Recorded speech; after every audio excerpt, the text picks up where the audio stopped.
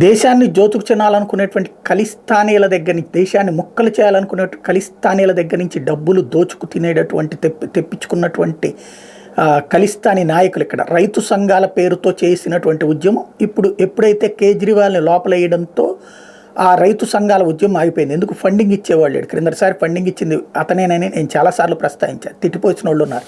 కానీ కేజ్రీవాల్ జైలుకి వెళ్ళిపోతే రైతు ఉద్యమం ఎందుకు ఆగిపోయింది? అలాగే కేసులు బిగిన్ అవగానే ఎందుకు ఆగిపోయింది? అట్లా కొంతమంది పాస్పోర్టుల్ని ఆపేసి వాళ్ళని డిపోర్ట్ చేయగానే ఎందుకు ఆగిపోయింది? అంటే డబ్బులు ఇస్తే జరిగిన ఉద్యమం. రైతు కూలీలకు డబ్బులు ఇచ్చి పట్టుకొచ్చి తిని కూర్చోవడమే, మీరు 6 నెలల పాటు తిని కూర్చుందరు కానీ మీకు నెలకు వారి ఖర్చులు కూడా ఇచ్చేస్తాం అనేటప్పటికి వచ్చారు.